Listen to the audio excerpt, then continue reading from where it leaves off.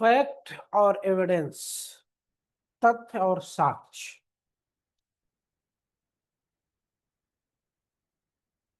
तथ्य क्या होता है? कुछ स्टेटमेंट है, कुछ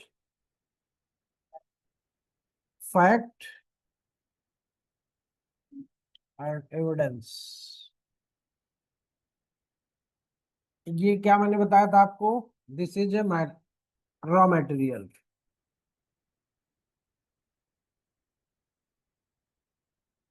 अब जब आपके पास कोई भी रॉ मटेरियल होता है तो उसका कुछ ही बनाया जा सकता है ना? तो अब जहां पे जैसी जिस चीज की जरूरत होगी, जरूरी नहीं कि एक ही चीज है रॉ मटेरियल में तो उसका एक ही चीज बनेगा, उसकी कई चीजें बन सकती हैं।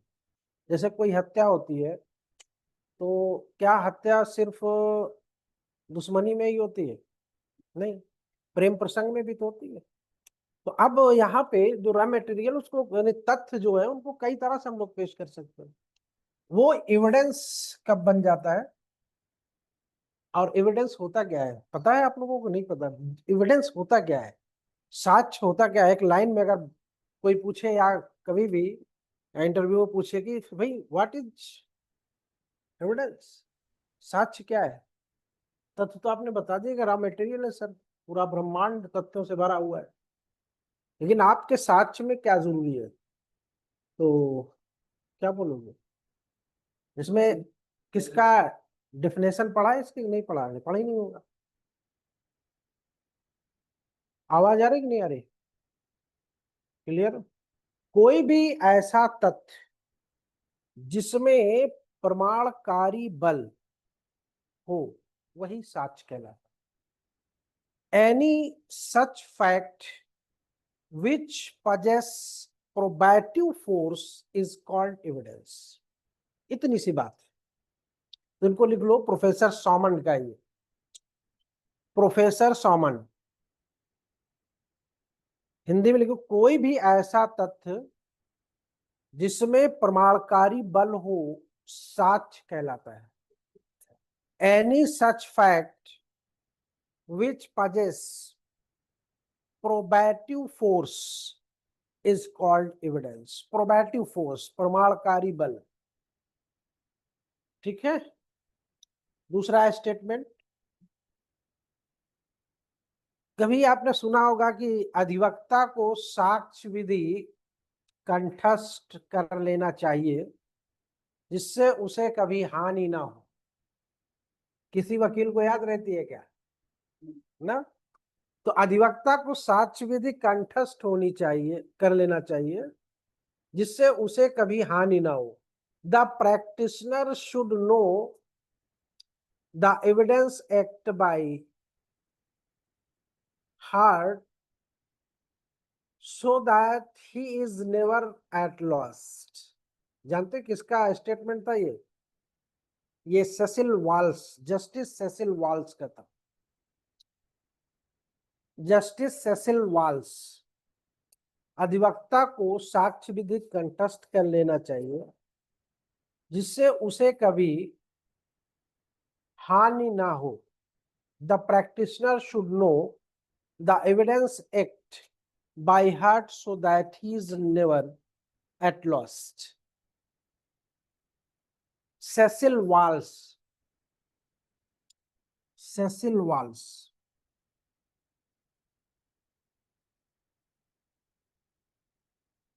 Cecil Walsh. फिर आप लोगों ने जूरिस्प्रूडेंस पढ़ा होगा तो उसमें पढ़ा होगा कि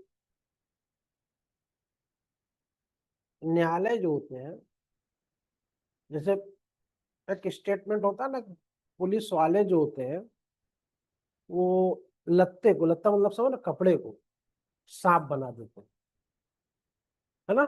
लत्ते को सांप बना देते हैं, कपड़े को सांप बना। उसी तरह जो न्यायालय होते हैं, जब इनके सामने साक्ष्य पहुंचते हैं ना, तो ये उन साक्ष्यों में उस कानून के माध्यम से जो डेड चीजें होती है ना, जो निर्जीव होती है, जिनमें कोई मतलब नहीं, तो यार ये व्यर्थ की चीज है, वो उसमें क्या करता है, वो उसमें जान डाल देता है। अब ये चीज हर जगह होती है, जैसे बहुत सी चीज होती है जो बड़ी गुनाहगर जिसको बोलता है ना, बड़े गुनाहगर, गुनाहगार नहीं, गुनाहगर, गुनाहगर मतलब होता है जिनके अंदर हुनर होता है। तो बहुत सी हुनर वाली जो महिलाएं होती हैं, वो पुराने कपड़ों का बड़ा सटीक इस्तेमाल करती हैं। बात समझ रहे ना? तो उसी तरह न्यायालय क्या करता है, कानून के माध्यम से उन मरे हुए शब्दों में जिनमें कोई जान नहीं होती, निर्जीव होते हैं, उनमें वो प्राण फूंक देता है, नहीं जान डाल देता है। ये जस्टिस नहीं नहीं जस्टिस प्रोफेसर ग्रे का स्टेटमेंट है। यानी कहता है कि put life into the death word of institute,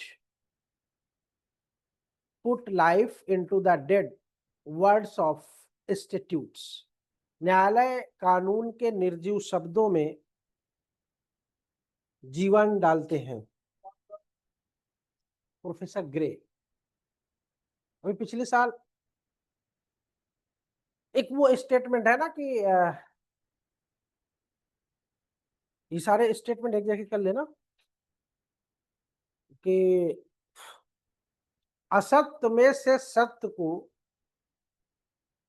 असत्य में से सत्य को इस प्रकार अलग करें जैसे भूसे में से दानों को अलग किया जाता है।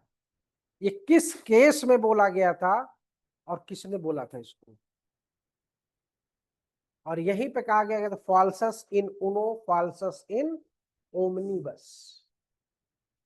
यानी अगर एक बात में मिथ्या तो सब बात में मिथ्या।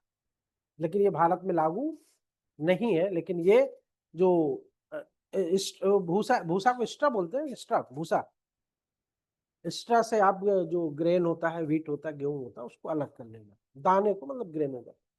त्रिलोकीनाथ बनाम स्टेट ऑफ उत्तर प्रदेश, इस केस में कहा गया था त्रिलोकीनाथ बनाम स्टेट ऑफ उत्तर प्रदेश। ये 2006 का केस था।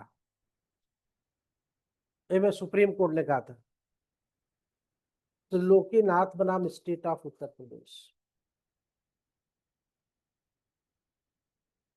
अब आइए, अब पहले दिन जब मैंने क्लास लिया था तो आपको कुछ चीजें मैंने बताई थी। क्या क्या बताई थी, याद है? इंडियन एविडेंस एक्ट क्या एग्जॉस्टिव लॉ है और नॉट? ये सर्वांगपूर्ण है या नहीं? पहले दिन बताया था, कुछ याद आ रहा है? सर्वांगपूर्ण है कि नहीं है? एग्जॉस्टिव है या नहीं है? पक्का? कैसे प्रूफ करूं? कैसे समझती? क्या एग्जॉस्टिव से मतलब क्या समझती?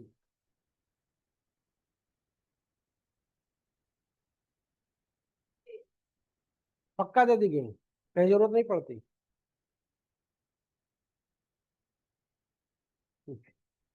नहीं, एग्जॉस्टिव लॉ नहीं है ये, सर एग्जॉस्टिव लॉ नहीं। फिर लेक्स लोकी है या लेक्स फोरी है? लेक्स फोरी, इसका क्या मतलब होता है? Law of land.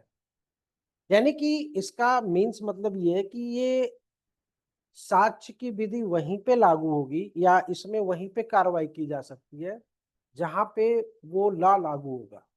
ठीक है, अदर जगहों पे नहीं जा सकता। और लेक्स लोकी क्या होता है? लेक्स फोरी। और इसी लेक्स फोरी होने की वजह से जो हमारी एडमिसिबिलिटी होती है और इन एडमिसिबिलिटी होती है, इन्हीं आधारों पर डिसाइड होती है। क्योंकि इंडियन लॉ और ब्रिटिश लॉ में थोड़ा सा अंतर है। ठीक है, इंडियन लॉ और ब्रिटिश लॉ में अंतर है। ब्रिटिश लॉ क्या कहता है कि वो सबको एडमिसिबल करता है। हमारे यहाँ कहता नहीं, जो रिलेवेंट होगा वही होगा।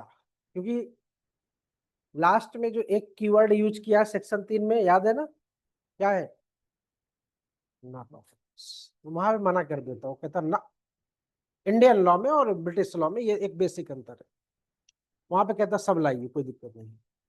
अब एक वर्ड आता है कोर्ट, न्यायालय। इसमें सवाल आते हैं।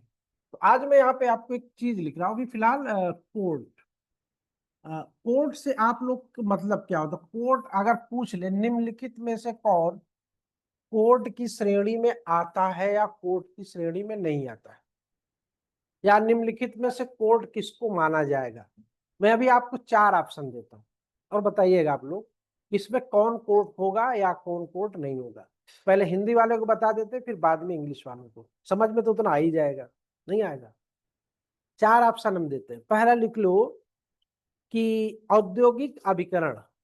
अब इसमें बताना आपको, ये औद्योगिक अभिकरण, ये अभी थोड़ा सा रिवीजन चल रहा है नूर, ठीक है।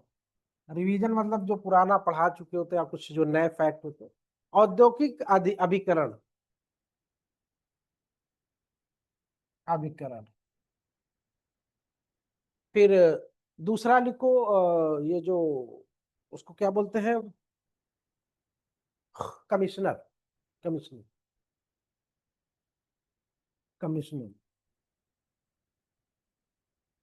लेकिन यहाँ पे एक बात याद रखना है, कमिश्नर जो आपका होगा वो बीएनएसएस की धारा 319 से लेके 324 के बीच में जो होगा वो कमिश्नर यहाँ पे हम ले रहे हैं।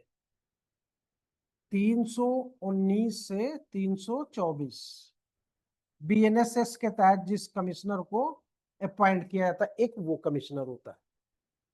एक कमिश्नर वो कमिश्नर होता है जो पब्लिक इंक्वायरी के रेफरेंस में उसको नियुक्त किया जाता है। अब इसमें आपको सर्च करना है कि क्या दोनों है कमिश्नर, जो पब्लिक इंक्वायरी एक्ट के अंतर्गत, पब्लिक इंक्वायरी एक्ट के अंतर्गत दोनों कमिश्नर हो गए, कमिश्नर दोनों है, ठीक है। फिर उसके बाद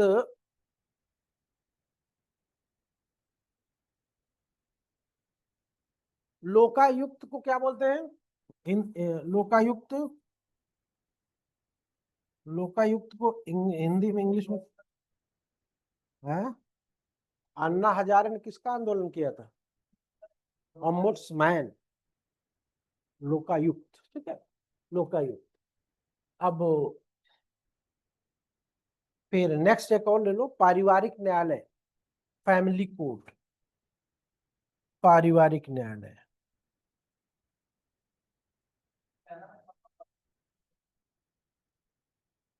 औद्योगिक अभिकरण, हाँ इंडस्ट्रियल एजेंसी भी लिखा रहे, इंग्लिश में भी लिखा रहे, पहले हिंदी में लिख लो। हाँ फिर कोरोनर, कारोनर, कारोनर एक होता है, कारोनर, कारोनर एक्ट के तहत कारोनर होता है। हाँ कारोनर।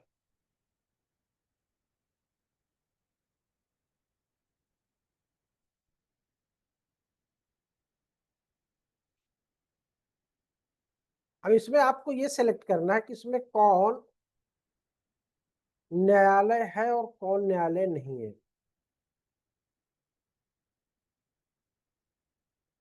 खोजिए, टिक लगाइए इसमें, कौन कौन से हैं।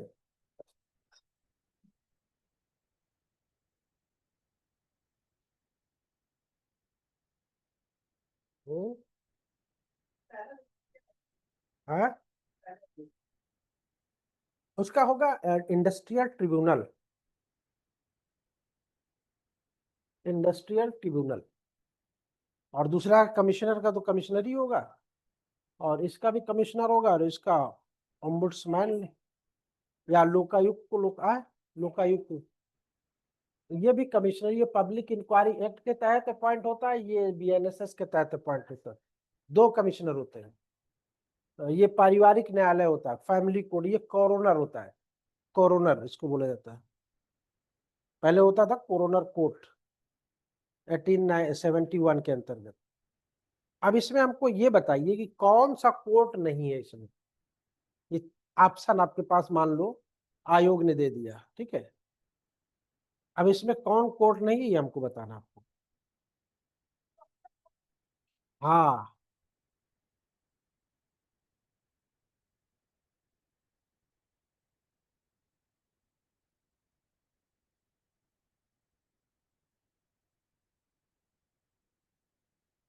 बताइए, जल्दी से फटाक से बताइए, आगे बढ़े, देर न करो, टाइम कम है।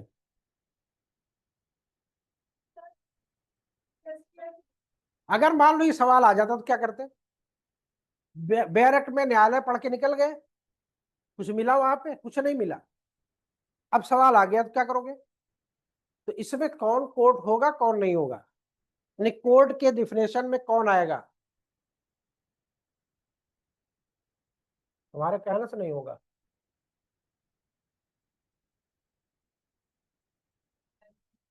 हाँ, नहीं होंगे। नहीं होगा, पूछे इसमें कौन नहीं है, इसमें कौन कोर्ट नहीं है। हम्म। हम्म। इतने ज्यादा, इतने ज्यादा, सिर्फ एक ही है, सिर्फ एक ही है इसमें, बाकी सब है। ये नहीं है, बाकी सब कोर्ट में है, सब कोर्ट की परिभाषा में आते हैं। औद्योगिक अभिकरण भी आता है, ये कमिश्नर आता है बीएनएसएस वाला, ठीक है, बीएनएसएस वाला कमिश्नर आता है, लोकायुक्त भी आता है, पर ये सब आते हैं, ठीक है। हाँ,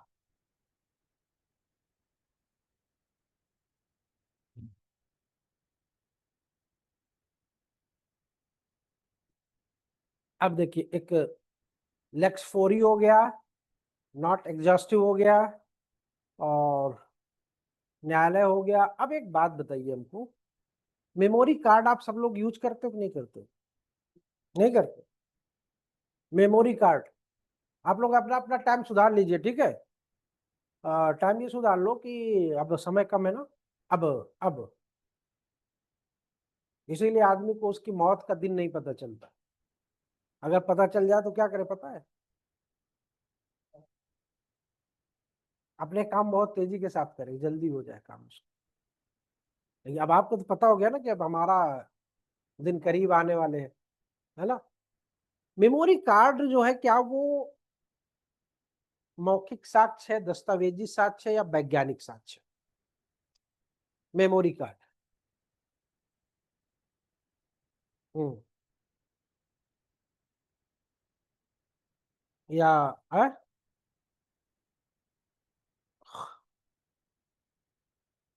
वैज्ञानिक, मौखिक, या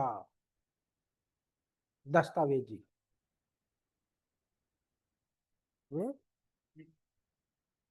द कंटेंट ऑफ, लिख लो, the content of memory card would be a document. Gopal P Gopal Krishna versus state of Kerala. Memory card,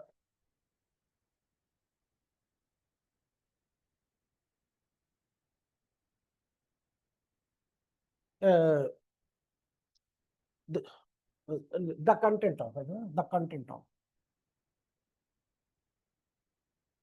the content of memory card would be a document, would be a document. ये कहा गया था P Gopal Krishna बनाम state of Kerala 2020 में, ठीक है। गोपाल कृष्ण बनाम state of Kerala 2020।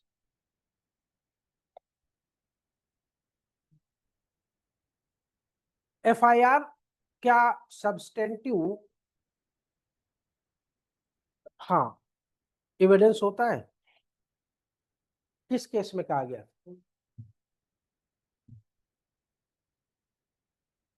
और जो सब्सटेंटिव एविडेंस नहीं होता है, फिर उसका प्रोबेटिव इफेक्ट क्या होता है? प्रमाणकारी बल क्या? कोरोबोरेशन होता है, कोरोबोरेटिव। तो ये गुलशन कुमार बनाम राज्य के केस में कहा गया था, हाँ, कि सब्सटेंटिव एविडेंस नहीं है एफआईआर। फिर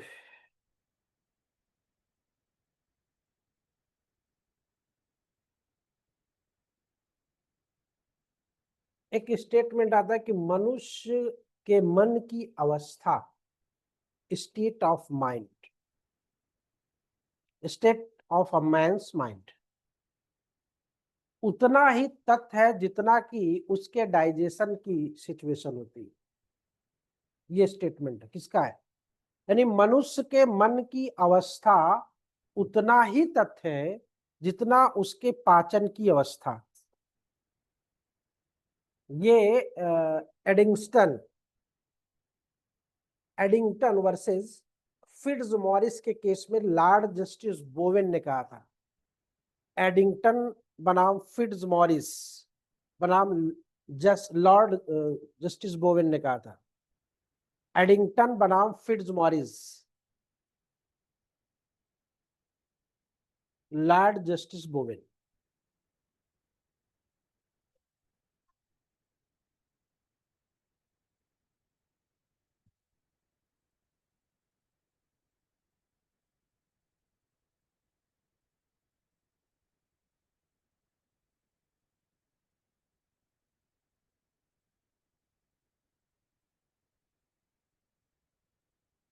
जस्टिस बोवेन ने कहा था।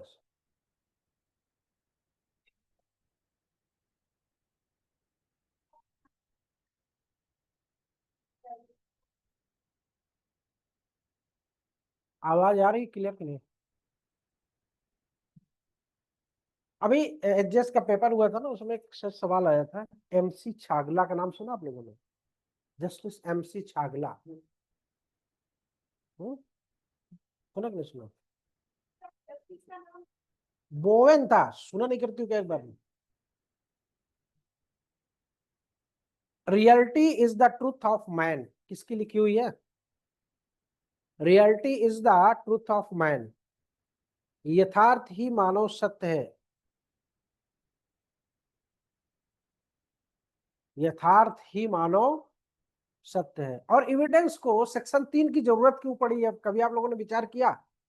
नहीं किया हो? सेक्शन 3 की एविडेंस को जरूरत क्यों पड़ी? एक लाइन में अगर बोले, इसलिए उसकी जरूरत पड़ी कि मनुष्य का जीवन जो होता है वो सीमित होता है। मनुष्य का जीवन सीमित होता है, और इतने एविडेंस अगर दे दिए जाए कि उनको छांटते, निकालते, समझते, मतलब पूरा जीवन उसका चला जाए। भारत में वही होता है। आप शुरू करिए, 20 साल 25 साल बाद निकले आते हैं, है ना? तो इसलिए सेक्शन 3 को उतना कहने के बाद इतना हो रहा, देखो नो अदर फैक्ट है ना, लिखा ना, नो अदर, करने के बाद भी इतना हो जाता है। अगर नहीं होता तो क्या होता, है ना? चलिए कोई बात, आगे आइए। दूसरी बात देखिएगा, reality is the truth of man, ये यथार्थ ही मानव सत्य, ये रविन्द्रनाथ टैगोर का था। स्टेटमेंट इन्होंने दिया था कि religion of man, religious of man. एक एक लास्ट स्टेटमेंट और है। वकालत में सफलता की कुंजी जो होती है, सुसंगत को असंगत से अलग करने की है। वकालत में सफलता की कुंजी क्या है? सुसंगत को असंगत से अलग करने की। एक सक्सेस प्रोसिक्यूटर कौन होता है? सफल प्रोसिक्यूटर कौन होता है?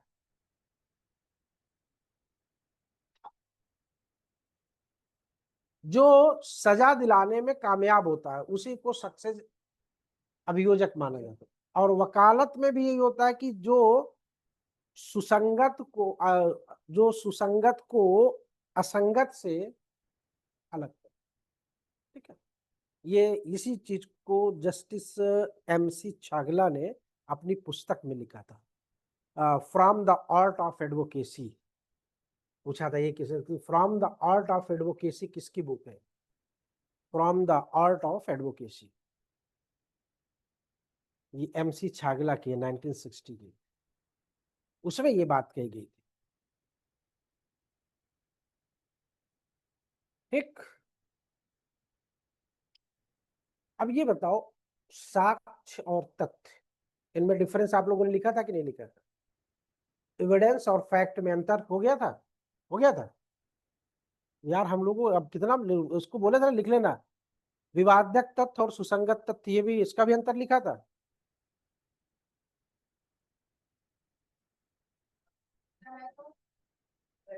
तो लिखना बेटा, सब बोले थे ना कर लेना, इतने दिन छोड़ के रखे थे, इसलिए रखे थे, इसलिए तो रखे थे कि डिफरेंस जितने भी हो लिख लो कहीं से पाके। वो इतना कराने में टाइम ज्यादा हो नहीं ना, लिखाने में टाइम ज्यादा लग जाता है। तो ये आप लोग कल हमको दिखाना क्या क्या लिखना, पहले हेडिंग डालो। fact in issue and relevant fact, difference between fact in issue and relevant fact. और दूसरा है evidence and fact, difference between evidence and fact. चलिए अब इसको देखो, रेस जेस्ट पे आते हैं हम लोग, अब अपने टॉपिक पे आते हैं। ये तो पुरानी ही बातें थी, निपट गई। अब आते हैं अपने टॉपिक पे, रेस जेस्टाई। कल सिनॉप्सिस बन गया था आपका, याद हुआ? किसको किसको याद हुआ? किसको किसको याद है? सही सही बताना। कितने केस थे इसमें?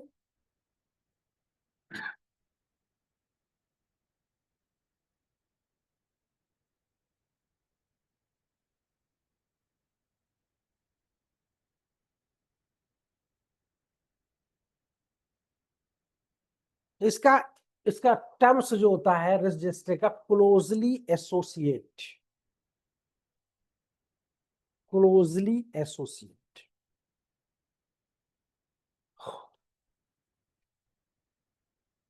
प्रोफेसर जेम्स ब्रैडले थिलर, ये टर्म्स कहाँ का है? रोम का, रोमन है, लैटिन है, ब्रिटिश है, या इंडियन है? This maxim is related to Latin, Latin maxim, res जेस्टाई।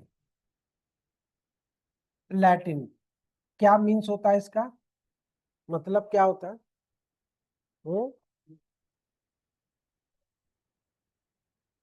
Closely connected fact, same transaction. इसको मैं सिंपल भाषा में पहले आपको समझा देता हूँ, फिर इसके उस पे हम लोग वैदिक लैंग्वेज पे आते हैं। जैसे से शब्द से समझ में आ रहा, क्लोजली एसोसिएट।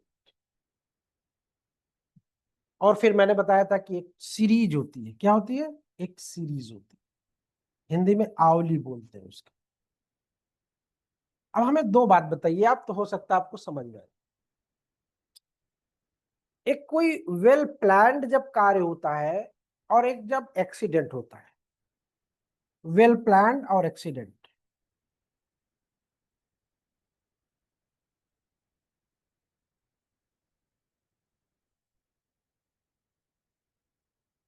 तो यहाँ पे कहाँ पे आपकी जो बातें होती हैं वो मिसमैच होती हैं?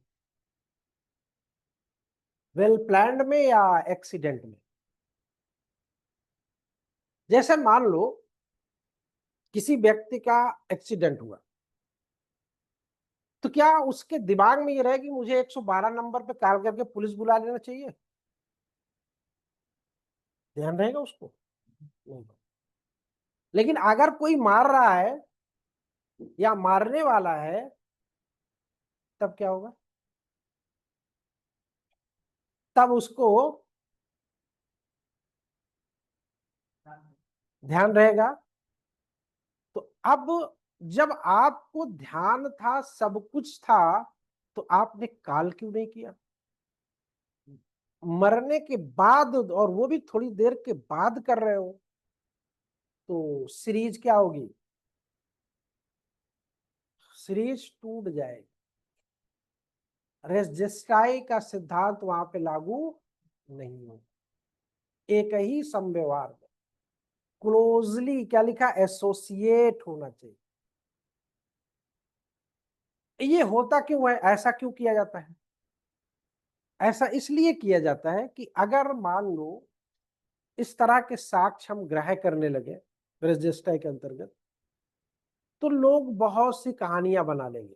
जैसे मार खाए या जो भी हुआ, के बाद घर में गए, आराम से वेल प्लान किया, और फिर उसके बाद आके बता रहे हैं कि फला व्यक्ति ने ऐसा ऐसा किया, तो फिर एक कहानी गढ़ लिया हो। तो इसमें कहता है कि कहानी गढ़ने का अवसर आपको नहीं मिलना चाहिए। नहीं मिलना चाहिए तो नहीं मिलना चाहिए, चाहे वो इवेंट्स के पहले हो या इवेंट्स के जस्ट बाद हो। उसकी चेन, जैसे मान लो उसमें रतन बनाम क्वीन में क्या था मामला? आर बनाम वेडिंग फील्ड में क्या मामला था? उसका गला काटा जा रहा है, तो वो जब चाकू उठाया होगा या सोते में काट दिया है, तो जब चाकू रखा होगा तो नींद तो खुली होगी। तो जब चाकू रखा होगा तो आपको क्या करना चाहिए, चिल्लाना चाहिए था ना। लेकिन जब बढ़िया कट गया, आराम से काट वाट लिया और वो चला गया, तब थोड़ी देर बाद आप आराम से निकल रही हो बेड को सही करते हुए, फिर आ रही हो तो मेरी प्यारी चाची देखो ने क्या किया मेरे साथ, तो उसमें नहीं माना गया। इसी तरह आर बनाम क्रिस्टाई का एक केस है ना, कल पढ़े था आप लोगों ने। उसमें एक बच्चे, वही है ना, उसमें एक बच्चे के साथ दुर्व्यवहार करता है एक व्यक्ति। वो बच्चा आके अपनी माँ से ये बात को बताता है, आकर बताता है, और बताने के बाद मतलब ये आदमी है। तो यहाँ पे भी सीरीज जो है वो टूट गई। जिस वक्त हो रहा था, तो अमूमन होता है कि दुर्घटना हो या कोई भी चीज हो, जब दुर्घटना होती है तो आदमी अमूमन क्या करता है, चिल्लाता है, कोई ना कोई शोर करता है, कुछ ना कुछ बोलता है, कोई ना कोई रिएक्शन करता है। अब आपके साथ इतना सब कुछ हो गया, आपने कुछ रिएक्शन नहीं किया, आजू बाजू कुछ नहीं हुआ, फिर आप जाके घर में बता रहे हो, किसी और से आजू बाजू नहीं बता, आप सीधे घर जाके बता रहे हो, फिर आके बता रहे हो कि वो व्यक्ति है, तो ये सीरीज जो है वो ब्रेकअप हो। तो सीरीज ब्रेकअप नहीं होनी चाहिए, बस इतनी सी बात आपको ध्यान रखना। और अगर सीरीज ब्रेकअप हो, यही ध्यान देना है, ब्रेकअप हुई थोड़ी सी भी, उसमें एक टेलीफोन वाला ना रटन बनाम क्वीन का, जिसमें, हाँ अब उसमें देखो, उसमें उसको गोली लगी, लड़खड़ाते हुए किसी वक्त किसी तरह वो फोन के पास पहुंची, पहुंचने के बाद उसने पुलिस को फोन लगाया, पुलिस वाले को उसने बताई और अपना एड्रेस बता दिया, और वैसे ही वो ठप हो गया फोन। पुलिस आई, देखी तो हत्या हो गई। तो ये क्या होगा, क्लोजली एसोसिएट होगा या नहीं होगा, रजिस्ट्राई होगा कि नहीं? बिल्कुल होगा। अगर वो वही मरने के बाद तो कुछ नहीं कर सकती थी ना। और दूसरी चीज, क्या वो स्टेटमेंट उसके डाइंग डिक्लेरेशन में आएंगे? क्या वो स्टेटमेंट जो वो महिला ऑपरेटर को बताई थी, क्या वो डाइंग डिक्लेरेशन में आएंगे?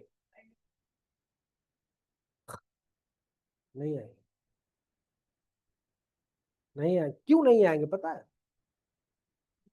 इसलिए नहीं आएंगे कि उसको ये नहीं था कि मैं मर जाऊंगी, उसने उसने हेल्प ली, शंका अपने यहां नहीं उतरना, मर जाना, शंका हो कुछ भी हो, लेकिन जब तक फाइनली आप मरते नहीं, आपका डाइंग डिक्लेरेशन एक्सेप्ट नहीं होता, शंका के आधार पर नहीं होता। अब उसको गोली लगी, उन्होंने पुलिस वालों से मांगा, हेल्प मांगी, पुलिस वालों को बताया कि ऐसा ऐसा हो गया है। तो अब उसको भी तो नहीं पता था कि मैं मर जाऊं, मैं तो हेल्प ले रही हूं अभी। किसी को पता होता क्या कि मैं मर जाऊंगी? नहीं पता। वहां पे उसका डाइंग डिक्लेरेशन नहीं होगा उसका। तो मेरे कहने का मतलब सीधी सी बात ये है कि कोई भी रजिस्टर में कोई भी क्लोजली एसोसिएट स्टेटमेंट किसी के भी हो, किसी भी केस में हो, किसी भी केस में हो, और वो एक सीरीज में अगर है, जिस तरह आपकी चैन में चैन चैन होती है ना, चैन की अगर एक कड़ी निकाल दी जाए तो स्कूटी यहां तक चल के आएगी? या उसका एक गियर का एक टुकड़ा उसका तोड़ दिया जाए कि उसका जो घाट होता है, तो क्या चल के यहाँ तक आ जाएगी? नहीं आएगी। बस वही है, समझो, चैन का टूट जाना, साइकिल का रुक जाना, किसी घटना में सीरीज का टूट जाना, रजिस्टर से बाहर हो जाना। ठीक है। फिर अभी इस पे कई चीजें आएंगी, इसकी आलोचना भी लोगों ने किया, और सुप्रीम कोर्ट ने भी इसके बारे में अपने विचार दिए, और फिर किस किस ने इसकी आलोचना की, क्या क्या कह के कि वो स्टेटमेंट उनके फिक्शन के हैं, विगमोर के हैं, है ना, ये स्टेटमेंट आपको लिखना होगा। तो पहले अब इसको रियल इसकी लैंग्वेज में समझिए, रियल लैंग्वेज में इसकी समझिए।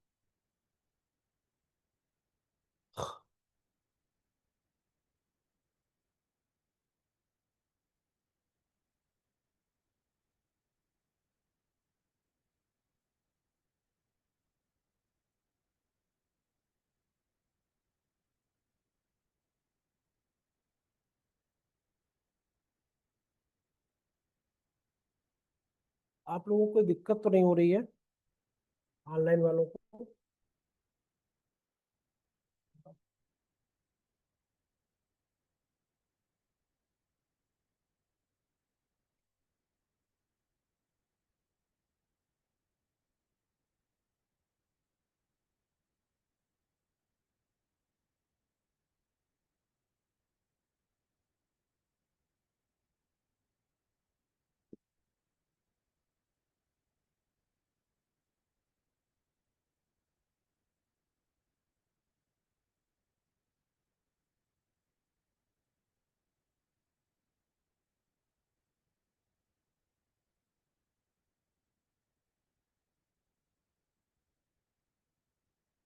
अब सिनाप्सिस पे अपने आइए, खोलिए जरा सिनाप्सिस। सिनाप्सिस खोलिए, अब आपको मैं समझा देता हूँ कायदे से इसको, ताकि अगर प्रॉब्लम में भी आए तो फिर ये अर्थ, मतलब उसका एक ब्रीफ तो आपने समझ लिया ना कि क्या होता है। यूज टू ऑफ,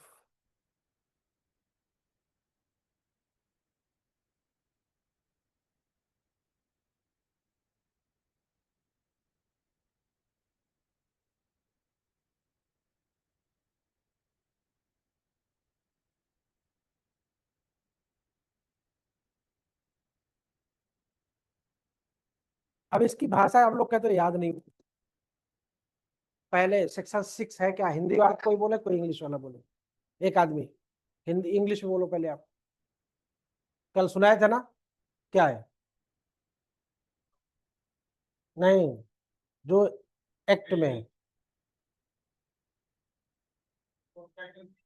सेक्शन 6 की एग्जैक्ट लैंग्वेज हमको सुनाइए। सेक्शन 6 की एग्जैक्ट। हाँ, सॉरी, हाँ वही, मतलब समझ जाओ ना आपकी। 4, 4 की लैंग्वेज, सेक्शन 4 की लैंग्वेज क्या है?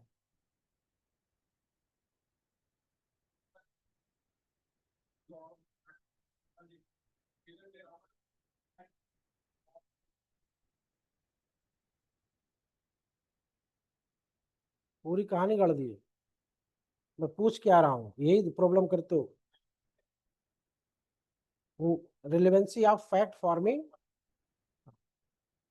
कल सुनाए थे ना। अब उसमें देखिएगा, जो इसका वो बनता है, सिनॉप्सिस बनता है, उसमें कहता है कि facts which do not in issue are so connected with the fact in issue as to form part of the same transaction or relevant whether they occurred at the same time and place or। अब देखो यहाँ पे same time and place लिखा हुआ है, फिर क्या लिखा हुआ, at different time and place. तो जरूरी नहीं है कि जो भी चीज हो रहा है वो एक ही जगह पे हो। अगर उससे कनेक्टेड वो कहीं और भी हो रहा है पूरे भारत में, तो भी वो रेजिस्टे का पार्ट होगा। क्या होगा जरा देखिए इसमें। A is accused, sorry, हाँ, A is accused of the murder of B by beating him. Whether was said or done by A or B or the by standard at the beating are so shortly before or after is as to form part of that transaction is a relevant fact। खा को पीटकर उसकी हत्या करने का अभियुक्त है। का या खा या पास खड़े लोगों द्वारा जो कुछ भी पिटाई के समय या उससे इतने अल्पकाल पूर्व या पश्चात कहा गया कि वो उसी संव्यवहार का भाग बन गया है, वो सुसंगत तथ्य है। बात समझ में आई कि नहीं? घटना घटने के पहले जो भीड़ इकट्ठा होती है, वाद विवाद होता है, फिर धीरे से क्या होता है, मारपीट होती है, फिर रिजल्ट आता है। रिजल्ट के बाद फिर होता है, यार बहुत मार दिया, इतना नहीं मारना चाहिए था उसको, 6 टाके लगेंगे इसमें, है ना बात। अब उसमें देखिए पूरी सीरीज बन रही है। अब यहीं पे समझ लेना, फिर दूसरा बी क्या कहता है। ए एक सशस्त्र विप्लव में भाग लेकर जिसमें संपत्ति नष्ट हो जाती है। फौजों पर आक्रमण किया जाता है और जेलें तोड़कर खोली जाती हैं। भारत सरकार के विरुद्ध युद्ध करने का अभियुक्त है। इन तथ्यों का घटित होना साधारण संव्यवहार का भाग होने के नाते सुसंगत, चाहे का उन सभी में उपस्थित रहा ना रहा हो। A is accused of waging of war against the government of India by taking part in a armed insurrection in which property is destroyed, troops are attacks, and globe goals, jails are broken open. The occurrence of these facts is relevant as forming part of the general transaction, through or may not have been present at all of them. भाग विप्लव में सबने लिया। शंखनाद उसका प्रयागराज से हुआ या मेरठ से हुआ, कहीं से भी, हर जगह सारे काम शुरू हुए।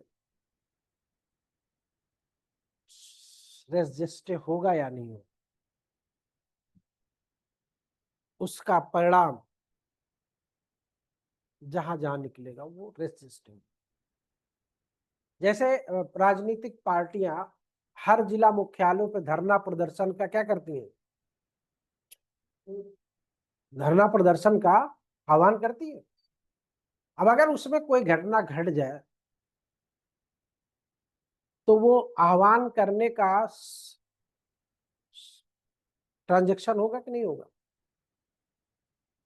जो आह्वान किया गया उसका ट्रांजैक्शन होगा या नहीं होगा, होगा। जैसे अभी एक इसके बाद में है कि एक भारत सरकार के विरुद्ध युद्ध करने की तैयारी जिसमें भाग ले रहे हो, प्लान होता है कि आप बारूद इकट्ठा करोगे मुंबई में, आप लोगों को इकट्ठा करोगे दिल्ली में, प्रशिक्षण दोगे दिल्ली में, और ब्लास्ट होगा चेन्नई में भारत सरकार के। तो ये सब क्या है, सेम ट्रांजेक्शन है। अब आप लोग, बेहतर ये होगा कि अपने बेयर एक्ट को देखिए और हमको ये बताइए कि इसमें 4 इलस्ट्रेशन है और चारों में से कोई ना कोई प्रॉब्लम में आएगा मेंस में। तो इसलिए चारों इलस्ट्रेशन पूरा याद हो ना याद हो, मैंने कल भी बताया था, लेकिन पहला इलस्ट्रेशन क्या है, पीट पीट कर। दूसरा क्या है, तीसरा क्या है, पत्र व्यवहार में जितने भी पत्र उसके सीक्वेंस में लिखे जाएंगे वो सब सेम ट्रांजेक्शन होंगे, ठीक है। फिर तीसरा,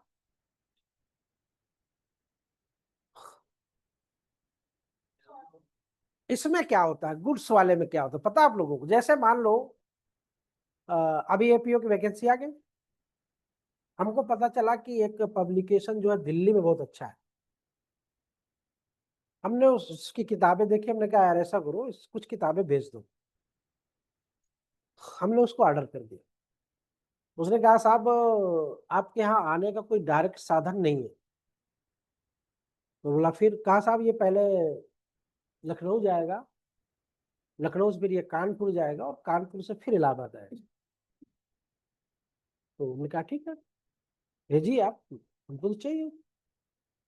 तो अब वो जिस दिन से वहां से भेजा और वो जहां जहां का सफर करते हुए आ रहा है वो सब क्या है, ब्रेक नहीं हुआ कहीं पे, चला रहा है ना, कहीं ब्रेक नहीं हुआ। तो ये यही बात कहता है, ये जो लास्ट का जो आपका ये कहता है। कई लोगों को हैंड ट्रांसफर होते हुए चला आता है, ठीक है? बात समझ में आ गई। तो अब ये चारों इलस्ट्रेशन क्या क्या, अब इसमें एक अभी समस्या बनाएंगे हम। वो शायद पहला टेस्ट कल है ना, परसों संडे को है, 7 अधिनियम का पहला 114, उसमें ये प्रॉब्लम रखी गई लेकिन दूसरे रूप में रखी गई है। अब उसको समझना आप लोग किस रूप में रखी गई है, बता दे रहे हैं अभी से। एक प्रॉब्लम रखी गई है लेकिन दूसरे रूप में रखी गई है। बस आपको वहां पे ये देखना है कि वो बात सेम ट्रांजेक्शन में है या नहीं है। यानी क्लोजली एसोसिएट कर रही है वो बात कि नहीं, यानी जिसको हिंदी में क्या बोलते हैं उसको, बिल्कुल कनेक्टेड विथ कनेक्ट, संपर्क बिल्कुल जुड़ी हुई है या नहीं, बस इतना से ध्यान रखना। और जब इतना ध्यान हो तो 4-5 लाइन की बातें होती हैं। पहले तो अगर बेयरक्ट की बात याद है तो वो लिख दीजिए, नहीं तो इसमें 4 एलिमेंट्स बनते हैं। अभी मैं लिखाता हूँ, अभी उसके एलिमेंट बनवाता हूँ। 4 एलिमेंट, सबसे पहले प्रॉक्सिमिटी ऑफ टाइम होना चाहिए, और स्टेटमेंट होना चाहिए, और प्लेस होना चाहिए, और एक चीज और, ये 4 चीजें होनी चाहिए। और उसके बाद फिर कौन कौन सी बातें किस रेफरेंस में होनी चाहिए, वो भी अभी मैं आपको एक उसका मेंस का अलग से। ये तो आपका प्री का कल जो बना था, तो प्री का हो गया था।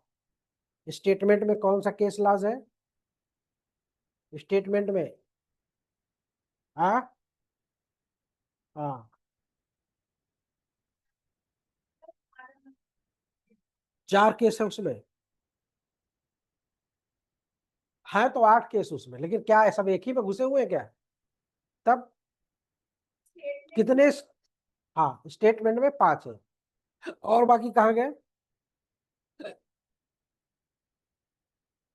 चलिए, मैं ये छोड़िए छोड़िए, उसको मैं नहीं मानता। आप बेयरक्ट की भाषा में समझ गए ना? 4 दृष्टांत, चारों याद रहेंगे कि नहीं याद रहेंगे? आपको पूरा नहीं याद करना है, आपको कैसे याद करना है, पीट पीट कर मार डाला। और जो लोग वहां पे खड़े थे वो लोग आपस में बातें कर रहे थे। युद्ध, भारत सरकार के विरुद्ध विप्लव में भाग लिया गया, सेना का नेतृत्व कर रहा था, सारी जेलें तोड़ दी गई, आगे आगे नेतृत्व कर रहा था।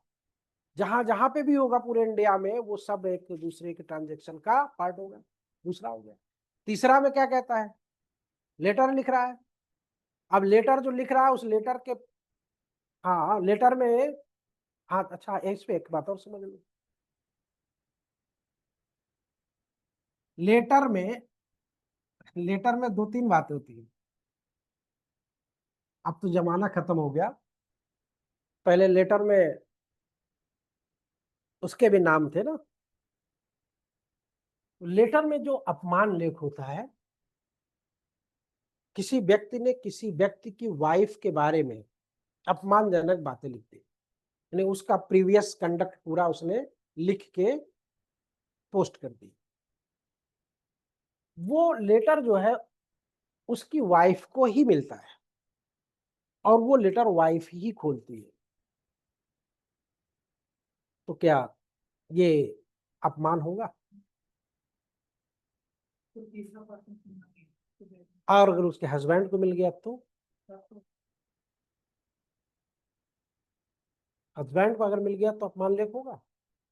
अपमान लेख समझ रहे हो ना, इंग्लिश वाले? डिफेमेशन। लिबेल और स्लैंडर, 2 बातें होती है ना, लिबेल और स्लैंडर। पति को मिल गया तो हो जाएगा पक्का? हाँ,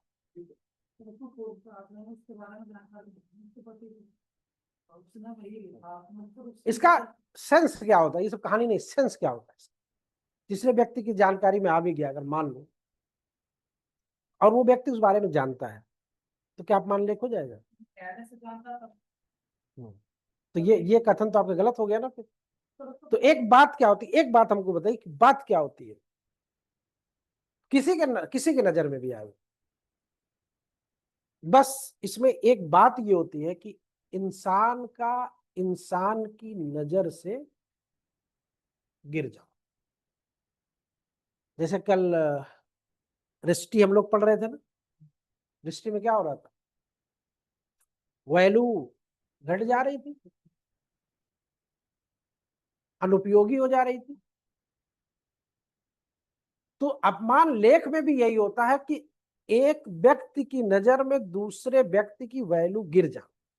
अभी हम तुमको कमरा बंद करके मारे यहाँ पे, कुछ नहीं होगा तुम्हारा, लेकिन ये रोड पे मार देंगे तो तुम्हारा अपमान हो जाएगा, मानहानि हो जाएगी, है ना। इसीलिए हॉस्टल वगैरह में जब किसी को मारना रहता है तो बंद करके मारा जाता है, तो कोई तीसरा सुन ना पाए ना देख पाए। ठीक है। अब ये चारों इलस्ट्रेशन याद रहेंगे नहीं, कल सुनूंगा। ठीक, अब आइए,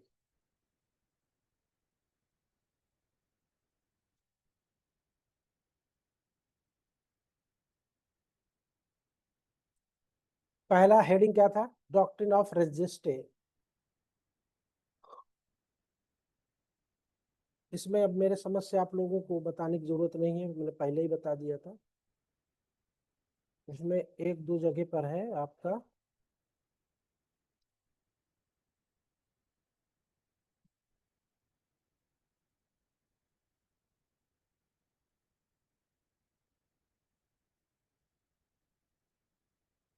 एक जो फायदा है रेजिस्टेंस, जानते हो क्या है?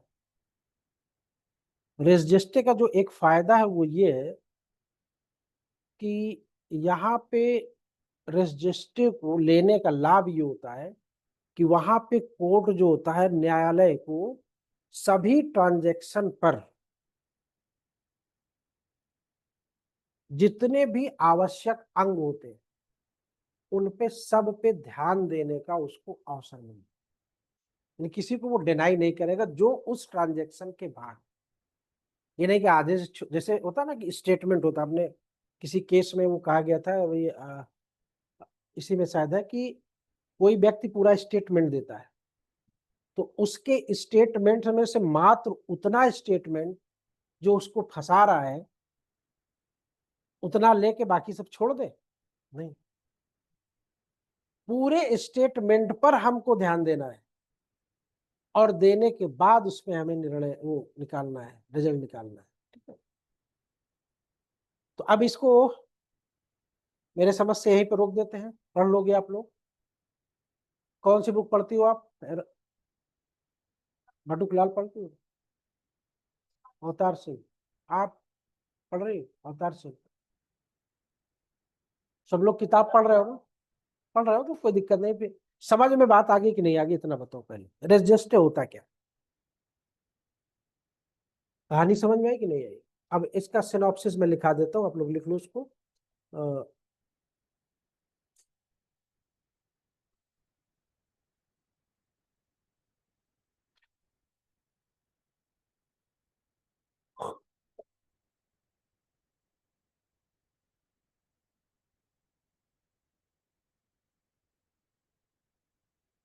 इसमें क्या क्या होता है, कौन कौन केस ला इसमें आपके जरूरी होते हैं?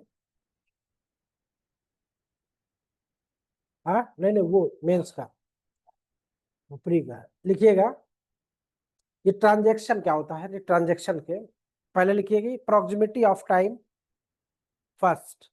यहां से भी आप समझ लोगे, अगर मान लो proximity of time, unity of place,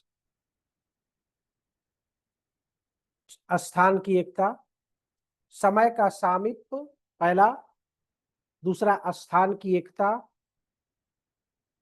और समय का सामीप्य, स्थान की एकता, यूनिटी ऑफ प्लेस, तीसरा कम्यूनिटिव कम्युनिटिव ऑफ पर्पज, सामान्य उद्देश्य यानी कॉमन पर्पज, सामान्य उद्देश्य, कॉन्टिन्यूटी ऑफ एक्शन, कार्य सातत्य, कार्य सातत्य, कंटिन्यूटी।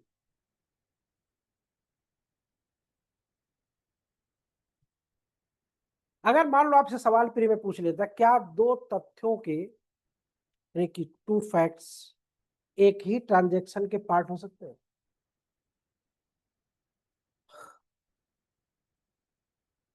दो तथ्य एक ही संव्यवहार के क्या भाग हो सकते हैं?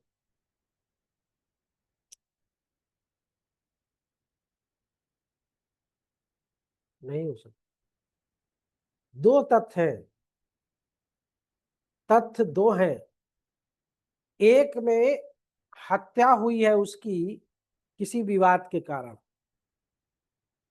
और एक में हत्या हुई प्रेम प्रसंग के कारण। दो तथ्य हैं, तो क्या अब ये एक ही संव्यवहार में इसको ले लिया जाए कि पहले उसको मारा फिर उसको मारा फिर वहां पे गया फिर वहां पे गया? नहीं, एक ही तथ्य के बारे में एक ही संव्यवहार होना चाहिए। नहीं, दो तथ्य में नहीं हो सकता। तो वो तो एक ही तथ्य होगा ना। मैंने कहा कि विवाद के कारण मर्डर किया है, एक ही होना चाहिए, तथ्य एक ही होना चाहिए। ठीक है, दो तथ्यों में, हाँ, एक ही संव्यवहार के भाग नहीं हो सकते, ये इसका। और कंटिन्यूटी ऑफ एक्शन पता ही हो गया, कंटिन्यूटी ऑफ एक्शन पता हो गया। हाँ, फिर अब लिखिएगा, कथन कब संव्यवहार के भाग होते हैं। कथन, statement, when a part of transaction.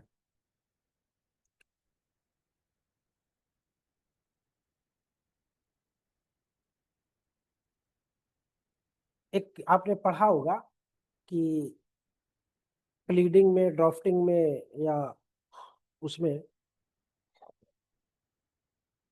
कथन किसका होना चाहिए? कथन विधि का होना चाहिए, तथ्य का होना चाहिए, किसका होना चाहिए, कि राय का होना चाहिए? स्टेटमेंट कथन का होना चाहिए, स्टेटमेंट तथ्य का होना चाहिए, विधि का होना चाहिए, या राय का होना चाहिए, या उपरोक्त में से कोई नहीं? किसका होना चाहिए? ठीक है, राय का नहीं, राय नहीं मांगी जाती वहां। ठीक है, सेक्शन 4 में पहला पॉइंट है। दूसरा पॉइंट ये है इसमें कि कथन उस व्यक्ति का होना चाहिए। दूसरा पॉइंट है, कथन उस व्यक्ति का होना चाहिए, अभी इंग्लिश में लिखा, पहले हिंदी वाले लिखिए। कथन उस व्यक्ति का होना चाहिए जिसने संव्यवहार में भाग लिया हो, जिसने संव्यवहार में भाग लिया हो, या जो घटना स्थल पर उपस्थित हो और संव्यवहार को देखा हो। ये नसीरुद्दीन बनाम एम्परर के केस में कहा गया था, और इसका इंग्लिश में, इसका लिख लीजिएगा, the statement should be a person, the statement should be a person who took part in the transaction,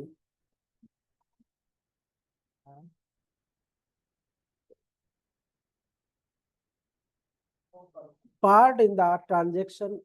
जबान में छाला निकला हुआ है नीचे, बोलने प्रॉब्लम कर रहा है। In the transaction or who was present at the scene and saw the transaction. आप लोग सोते बहुत हो, है ना? रात में पूरा सिलेबस अपडेट करवाए, बज गया 1, मन कर रहा था बंद कर दे, छाला भी था जबान में, गलत हो जाएगा। वो चलो देखते हैं, कुछ नहीं। रात ही में उसको अपडेट करवा के, वो बेचारी जो टाइपिस्ट है वो भी थकी हुई, इसी तरह टाइप करवा के रात में 1 बजे 1:30 बजे भेजी। फिर उसको पूरा मेंस का, प्री का अपडेट हो गया। सुबह 4 बजे उठे, 4:30, अपने आप को अपडेट किए, पिछले 6 बजे।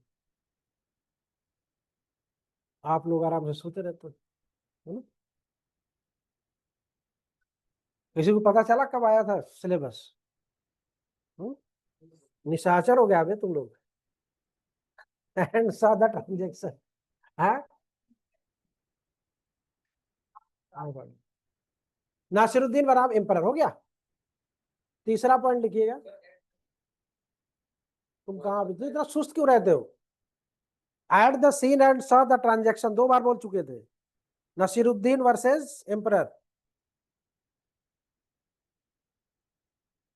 हो गया दूसरा। तीसरा लिखिएगा, कथन संव्यवहार के दौरान या उसके तुरंत पहले, कथन संव्यवहार के दौरान, पहले हिंदी वाले लिखा करेंगे उसके बाद इंग्लिश वाले। कथन संव्यवहार के दौरान या उसके तुरंत पहले या तुरंत बाद में होना चाहिए। ज्वाला सहाय बनाम क्राउन। ज्वाला सहाय बनाम क्राउन के केस में कहा गया था, सहाय बनाम crown, the statement must be made, the statement must be made during और इमीडिएटली बिफोर और आफ्टर द ट्रांजेक्शन। अब अगर आप समझदार हो थोड़ा से भी, तो ये सिनॉप्सिस जब अभी लिखाया जाएगी तो आपसे मैं इसे आंसर भी अभी यहीं पे तुरंत ले लेता हूं। और कैसे आंसर आएगा पता, अभी देखो पहले लिख लीजिए तो बताते हैं। तीसरा हो गया, चौथा लिखिएगा।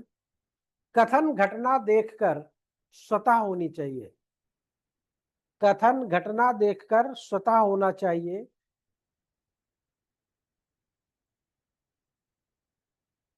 कथन घटना देखकर स्वतः होना चाहिए।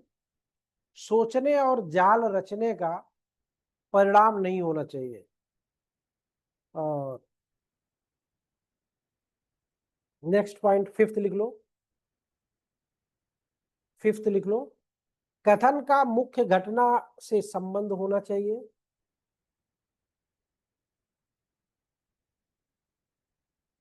कथन का मुख्य घटना से संबंध होना चाहिए और वो घटना को स्पष्ट करता हो।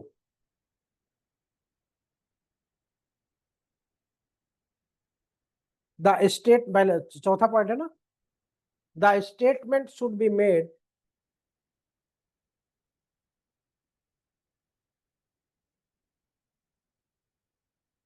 spontaneously, spontaneously after seeing the incident, after seeing the incident. Fifth point,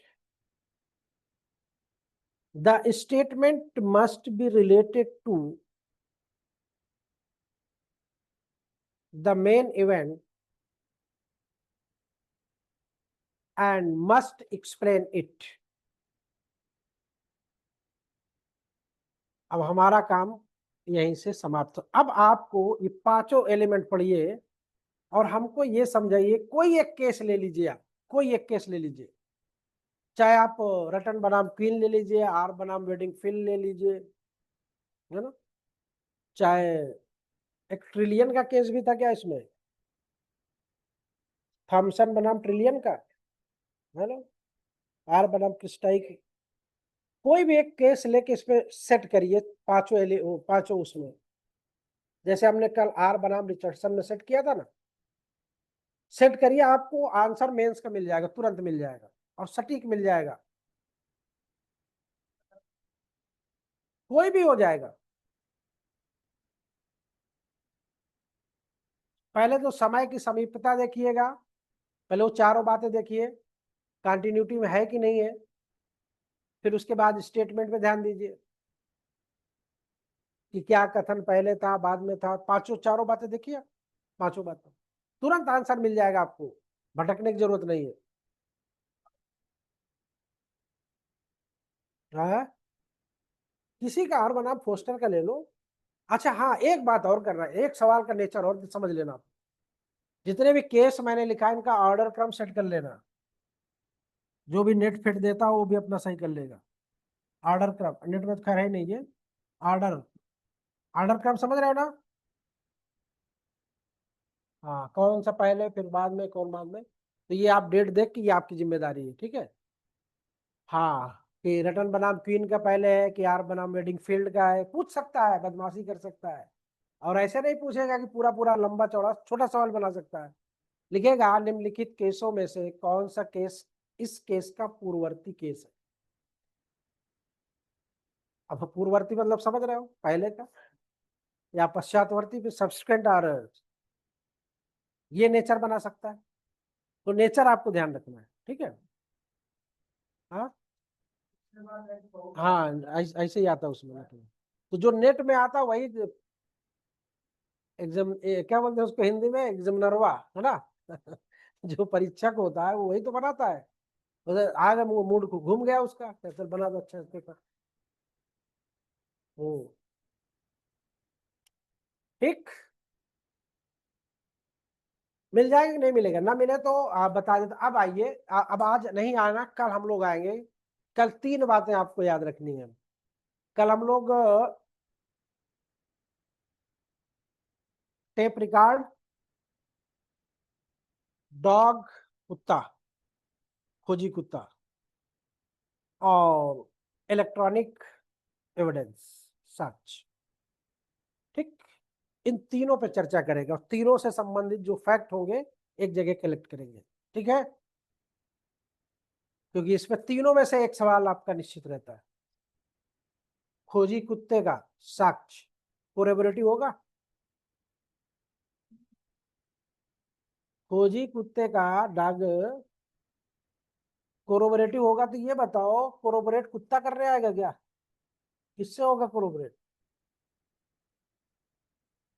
पहले तो ये बात, कौन सा साक्ष्य होगा? अभी स्टेटमेंट इसमें कुछ लिखा ना, स्टेटमेंट लिखाएंगे।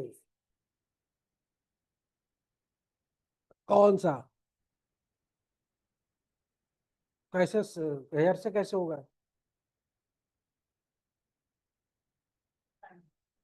साइंटिफिक तो है ही है वो, वैज्ञानिक। लेकिन वैज्ञानिक है वो, सही है, लेकिन क्या उसके आधार पे सजा दे देनी चाहिए? तब तब फिर कोरोबरेटिव, कोरोबरेटिव कैसे होगा, वही तो पूछ रहा हूँ। क्या तरीका होगा? कुत्ता जाएगा कोरोबरेट करने? जहां साहब हम गए थे,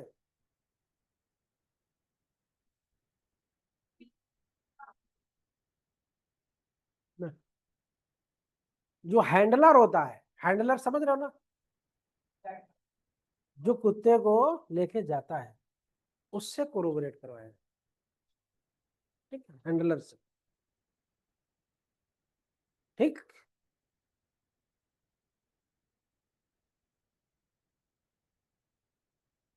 जैसे सुबह सुबह बहुत से लोग कुत्ता लेके निकल लेते ना, अंकल कुत्ता, अंकल कुत्ता कहाँ ले जा रहे हो? अंकल कुत्ता कहाँ ले जा रहे हो? कुत्ता अंकल कहाँ ले जा रहे हो? अब दोनों शब्दों में बताइए, अंकल, अंकल कहाँ पे कुत्ता हो रहे हैं? अंकल कुत्ता, कुत्ता अंकल, दोनों शब्दों में ध्यान दीजिए। एक में कुत्ता अंकल हो जा रहा है, एक में अंकल कुत्ता हो जा रहे हैं, है ना? तो दोनों तरह से सेंटेंस गड़बड़ हो रहा है। अब फिर क्या बोलोगे? हम्म? दोनों सेंटेंस में क्या हो रहा है, गड़बड़ हो रहा है कि नहीं हो रहा है? अंकल कुत्ता ले जा रहे हैं, अंकल कुत्ता ले जा रहे हैं, कुत्ता अंकल ले जा रहे हैं। तो कुछ लग रहा है? तो अभी इसमें आप 3-4 लोग, विगमोर का, फिप्सन का, और एक और है, उनके 3 स्टेटमेंट आप लिखवाएंगे इसमें, और किसने इसको क्या माना है कैसे, लोग कल इसको लिखवा देंगे। ठीक है, अब आइए आप लोग, कल हम लोग कहाँ पे थे? बीएनएस में हिस्ट्री मिस्चीफ में थे। जाओगी? जाओ, जा सकते, जाओगी नहीं, जाओगी, जाओगी अच्छी बात है, लेकिन जाके आज आप बीएनएस की किताब है कौन सी? बीएनएस नहीं है, बिल्कुल नहीं है। कुछ सेक्शन उसमें पढ़वाने हैं। 106 किताब से, ऐसे नहीं, क्योंकि अभी उसमें अभी 106 आप लोगों ने पढ़ा नहीं होगा। मैंने कहा था आपको कि 100 से 110 तक कितनी बार पढ़ा था आप लोगों ने? हाँ, बीएनएस।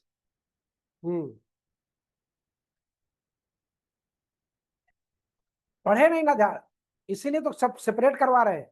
उसको अगर आप पढ़ लोगे ना, उसको पढ़ लोगे, और इधर जो पढ़ रहे हो ये चीटिंग और मिस अप्रोप्रिएशन और ये, तो जो 10 सवाल आपके आते हैं, 10 सवाल, जब तक किताब नहीं पढ़ोगे आईपीसी में 10 सवाल आप नहीं कर सकते। अब वो मैं अभी कल लेखा जोखा उसका प्रस्तुत करूंगा। वो 2006 में भी देख लीजिएगा, 7 में भी देख लीजिएगा, 11 में भी देख लीजिएगा, 12 में भी देख लीजिएगा, 18 में भी देख लीजिए, सब में देख लीजिएगा, क्योंकि वो पढ़ना ही पड़ेगा आपको। हाँ, तो उसमें प्रॉब्लम जो है ना, बड़ी अच्छी अच्छी प्रॉब्लम है, मजा आ जाती पढ़ के उसको, लगता है ये होगा इसमें, अरे ये नहीं होगा इसमें। एक व्यक्ति किसी जैसे अभी इसी में है, अगर मान लो दे दिया, एक व्यक्ति किसी व्यक्ति की हत्या करता है और वो उसको पॉलिथीन में भरता है, भर के ले जाके कहीं तालाब में फेंक देता है, ये तो क्लियर कट है कि मर्डर हो गया। एक व्यक्ति किसी व्यक्ति को 2 थप्पड़ मारता है और वो बेहोश हो जाता है, उसको मरा हुआ समझ के वो एक ड्रम में, सूटकेस में भरता है और ले जाके किसी नदी नाले में डाल देता है, और वो नदी नाले से बच के निकल आता है, या नदी नाले में ही पड़े पड़े मर जाता है, तो दोनों सिचुएशन में क्या हो, हत्या होगी।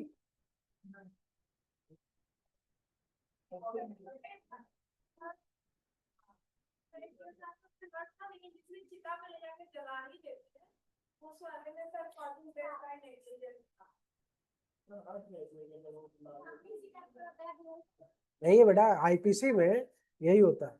अब इसीलिए कह रहा है उसको पढ़ो, पहले 106 को पढ़ना किताब से, और 2-3 पेज है, ज्यादा नहीं है, बढ़िया मस्त होकर पढ़ना, देखना मजा कितनी आएगा उसमें, एक से आपका दिमाग खुल जाएगा पूरा।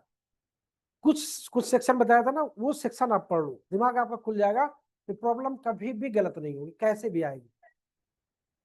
सेक्शन 106 आपको पढ़ना ही पढ़ना है।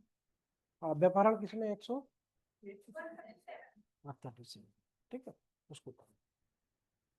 और मिस अप्रोप्रिएशन, चीटिंग, इनको वो नहीं पढ़ना जो बेयर एक्ट में है, वो तो सबको पता है, एग्जामिनर बेवकूफ थोड़ी उसे उठा के दे, कभी कभी दे देता है, एक आध देता है, लेकिन 2-3 बाहर से देता है। जैसे सेक्शन अब 62 में गया ना, अटेम्प्ट,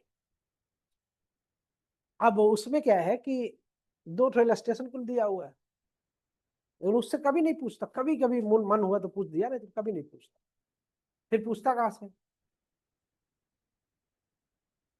अब वो इस बार फिर नया पूछेगा, कुछ तो बना डालते हैं अपने से मिलता जुलता, तो आप लगता है कहाँ से पूछ लिए। तो ये मत सोचो कि हमको एग्जैक्ट चीजें बनी बनाई मिल जाएंगी या पढ़ी पढ़ाई मिल जाएगी, नहीं, आपको अपना ब्रेन अपना, जब पढ़ो, हाँ उसको भी, और जब पढ़ोगी तब समझ लो। तो इसलिए कुछ सिलेक्टिव सेक्शन आप, तो ये सेक्शन जो 106 है, 162 है, और 137 है, ये सब सेक्शन 127, 26, 16 है ना, ये सारे सेक्शन है ना, ये सब क्या करते हैं, ये आपको प्रॉब्लम वाले एरिया दे जाते हैं, और प्रॉब्लम वाले एरिया एपीओ के लिए रामबाण होता है ना। और इसलिए आपको ये सेक्शन किताब से पढ़ने हैं, इसलिए मैं कह रहा ना कि कुछ सेक्शन आपको किताब से पढ़ने हैं, और कुछ आप बेयरक्ट से पढ़ लीजिए, कोई दिक्कत नहीं है। जैसे अभी हम लोगों ने इसको क्यों पढ़ा, सेक्शन 4 को हमने इतना विस्तृत क्यों पढ़ा, क्योंकि ये मेंस में आता ही आता है, और बच्चा जिस तरह से लिखना चाहिए उस तरह से नहीं लिख पाता। अभी इसे मान लो पूछ ले, या हम ही पूछ दे कि जो कल आप लोगों ने सुसंगत पढ़ा था, सुसंगति का महत्व क्या है, सवाल में उन्होंने जोड़ दिया है। बाकी वो पुराने कथन तो आते हैं कि सभी तत्व जो सुसंगत होते हैं वो ग्राह्य होते हैं, लेकिन सभी ग्राह्य तत्व सुसंगत नहीं होते हैं। और उससे पूछते फिर सुसंगत का महत्व क्या होता है, अब पता चला कि आपने कभी ध्यान ही नहीं दिया, क्या लिखोगे सुसंगत का महत्व, फिर वही लिखोगे कि सुसंगत का महत्व ये होता है कि जो चीज एक दूसरे चीज से मिल जाती है तो वो उसको साबित कर देती है, यही तो बोलोगे, लेकिन एग्जैक्ट नहीं लिख पाओगे क्या है उसका इंपॉर्टेंस। तो 2 लाइन 3 लाइन में आप उसका महत्व भी समझ लीजिएगा, कल बता देंगे आपको धीरे से। तो चीजों को देखो, है वही सब कुछ, सब इसी में है, बस आपका नजरिया थोड़ा सा उलट जाए। ये कि हम सेक्शन 4 को इस तरह से पढ़ दें कि वो चाहे प्री हो, मेंस हो, इंटरव्यू हो, कुछ हो, ओके। कल हम लोगों ने सुसंगति को आर बनाम रिचर्डसन से पढ़ा, सारा हो गया। सुसंगति में केस कौन सा है, सुसंगति और ग्राह्यता से संबंधित केस कौन सा है, क्या बात कही थी उसमें,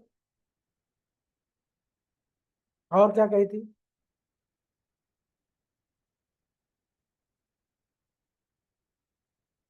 हाँ, बिना रिलेवेंट के भी एडमिसिबल हो जाता है। वो होता क्या है, कौन सा सेक्शन है, मैं खुद दिया कि कौन सा सेक्शन है बेटा, तब कौन सा सेक्शन है जो इस सिचुएशन में आता है। हाँ, जो क्रॉस एग्जामिनेशन होता है साक्षी से, उसकी चरित्र पे सवाल किया जाता है, उसका विचार है कि उससे क्या लेना देना, वो इरेलीवेंट है, लेकिन अब वो एक्सेप्टेबल है, एडमिसेबल, ये था। और कौन सा केस कल पढ़े थे, याद है सब? सेक्शन कल कौन कौन से पढ़े थे हम लोग? खाली नाम बताओ फटाफट, पर जल्दी बताओ। हाँ, नहीं नहीं, इसमें हम्म, बोलो। RM मलकानी का क्या मामला है, इनको कल देखेंगे, कल टेप रिकॉर्ड आएगा ना, कल उसमें देखेंगे। कल इनसे निपटेंगे मलकानी जी से, ठीक है। चलिए, रिष्टी भाई, रिष्टी, आपके मोबाइल को हम लेके पानी में डाल दें, क्या होगा? कैसे रिष्टी कैसे हो जाएगी? क्या एलिमेंट क्या है, ऐसे ऐसे बोल दोगे कि हो जाएगी? आपकी कलम लेके हमने तोड़ दिया, क्या हो जाएगा?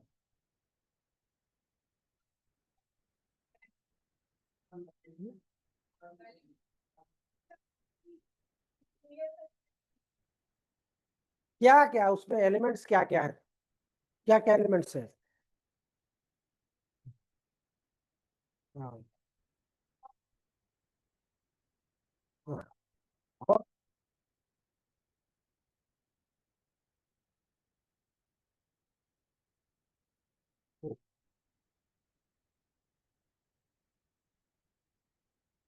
चलिए, आइए, मिस्चीफ पे कुछ रह गया तो हो गया मिस्चीफ।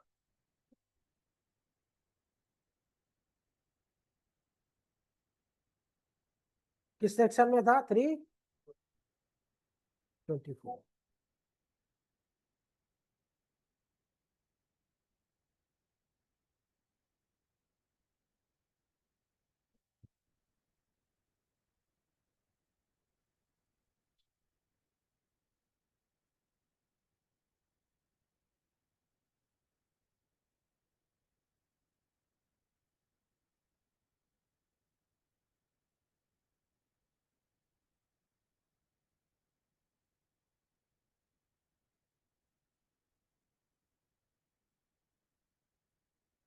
पात्र वाला मिला था आप लोग, नहीं?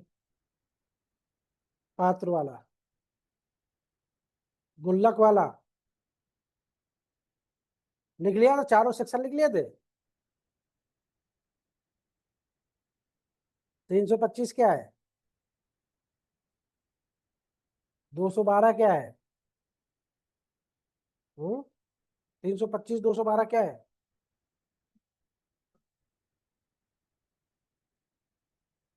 हाँ?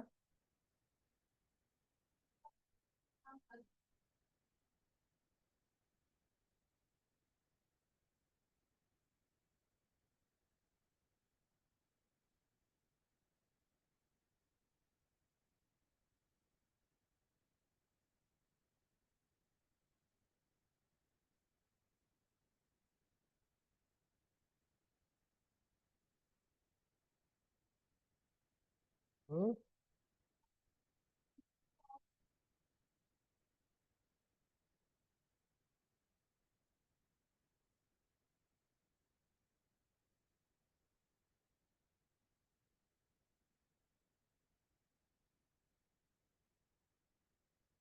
आइए, of criminal trespass, next topic है आपकी ऑफ क्रिमिनल ट्रेसपास।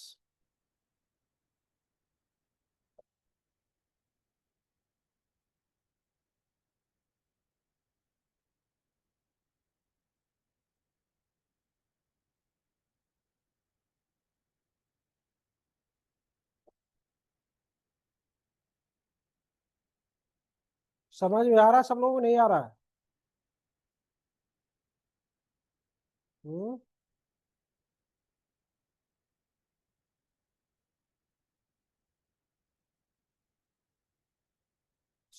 सौम्या, समझ में आ रहा है? अपर्णा, समझ में आ रही बात है कि नहीं आ रही?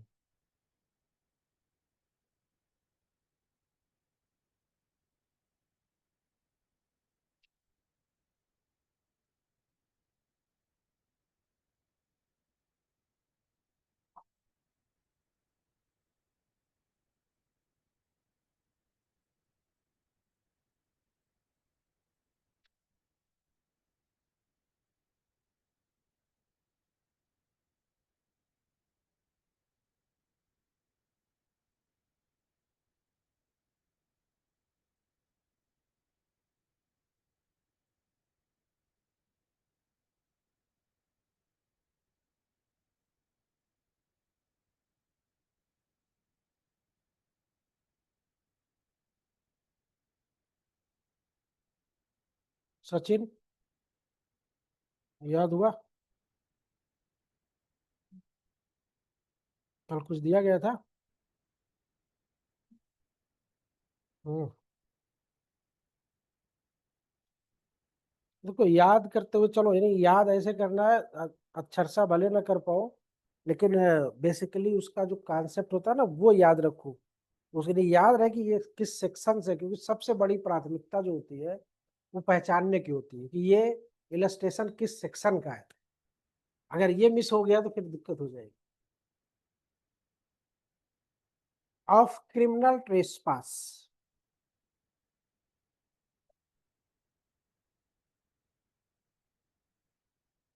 हो गया था क्या ये?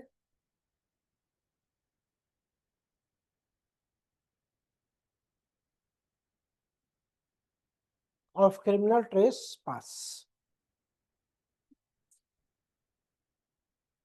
Criminal trespass and house trespass.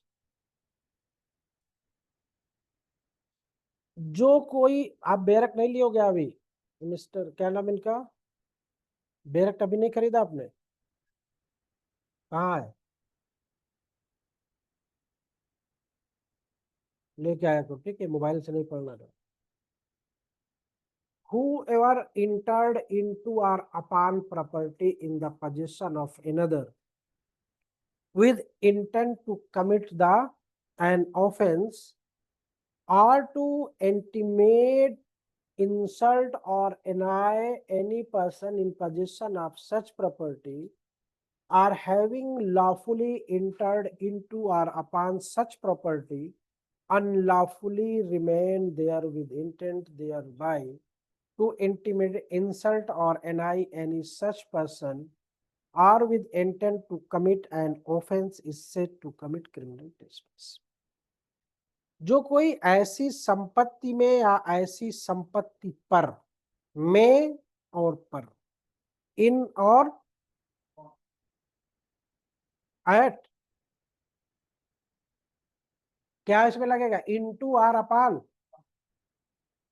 में या पर,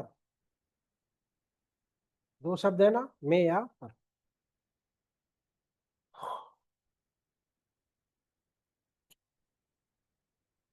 किसी दूसरे के कब्जे में जो क्या करता है उसमें, इस आशय से प्रवेश करता है कि वो कोई अपराध करे, या किसी व्यक्ति को जिसके कब्जे में ऐसी संपत्ति है अभित्रस्त, अपमानित या क्षुब्ध करे। ये शब्द अंडरलाइन कर लेना। अभित्रस्त, अपमानित या क्षुब्ध करे।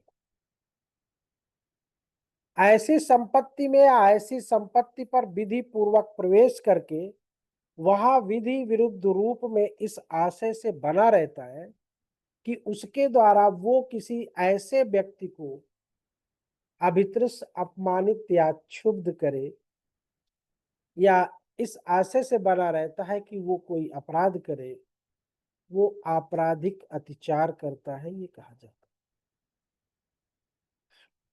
ये तो आपराधिक अत्याचार हो गया। जैसे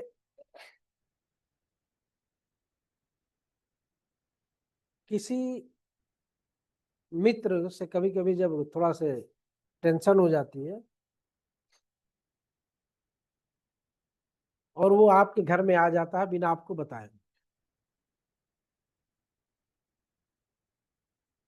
क्या वो, क्योंकि उसके आने से आपको क्या होगा, होगा कि नहीं होगा? तो क्या वो आपराधिक अत्याचार हो जाए?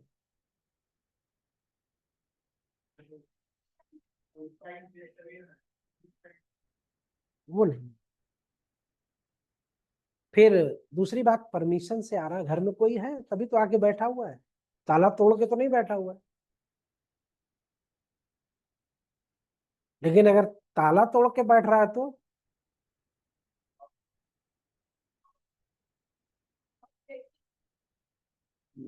पहले आपराधिक अत्याचार, फिर दूसरी बात देखिए, दूसरा सब क्लास क्या कहता है, whoever commits criminal trespass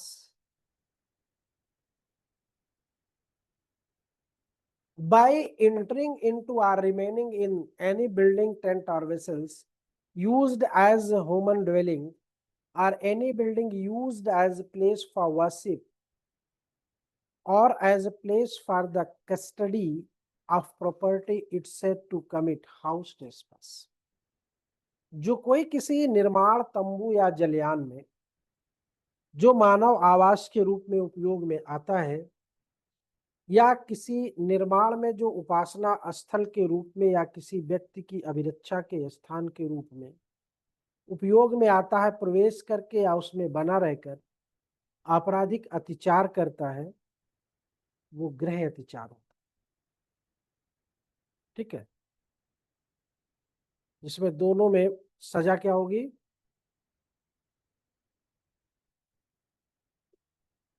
हम्म,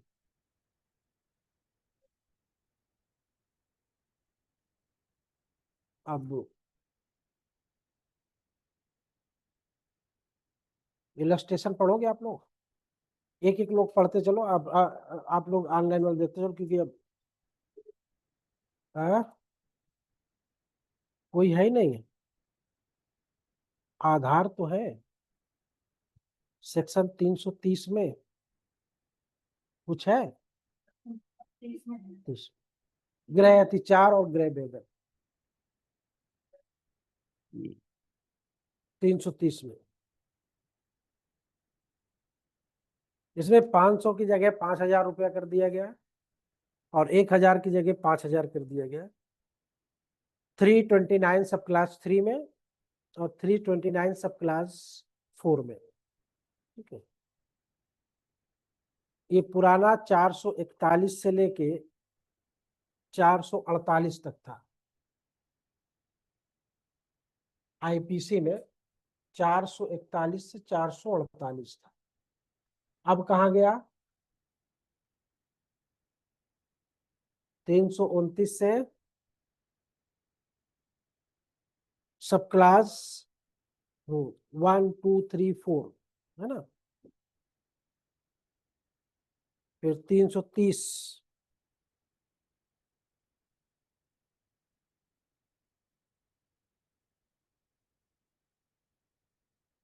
गृह अतिचार और गृह भेदन, ये कैसे होता है? गृह अतिचार और गृह भेदन कैसे होता है? हाँ, वैसे ही होता है। कैसे होता है? कितने तरीके दिए हुए हैं? हम्म, 6। कौन कौन से? If he enters or is to a हाँ, person by himself or by any avatar of the house trespass हाँ, in order to the committing of the house trespass. Second, if he enters or quits अच्छे से पढ़ना, क्योंकि ये pre में जब लिख देता है तो आप सर पकड़ के बाल खींचने लगते हो कि ये क्या पूछ रहा है। तो इनको 6 पॉइंट है, इनको बहुत अच्छे से पढ़ना है, अक्षरशः इसको ध्यान देना है।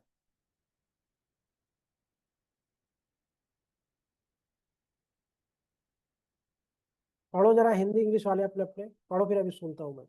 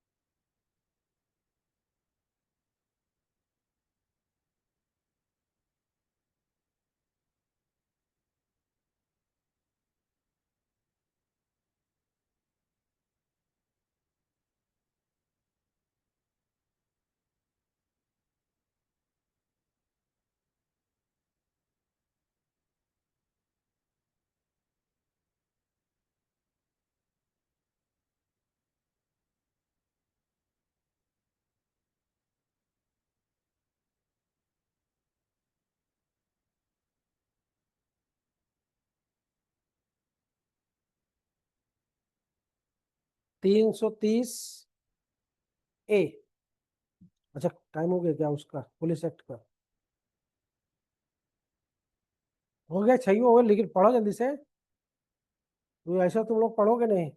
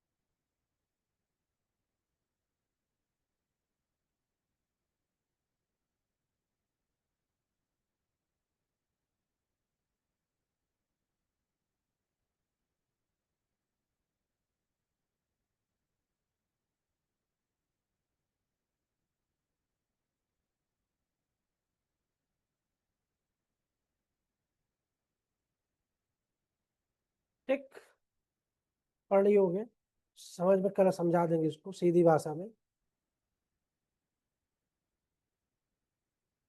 ठीक है, आप लोग दोबारा ज्वाइन कर लीजिएगा।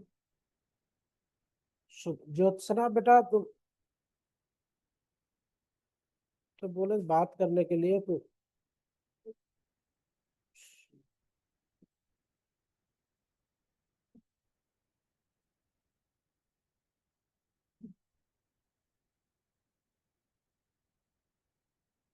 वंशिका, समझ में आ रही है ना बातें?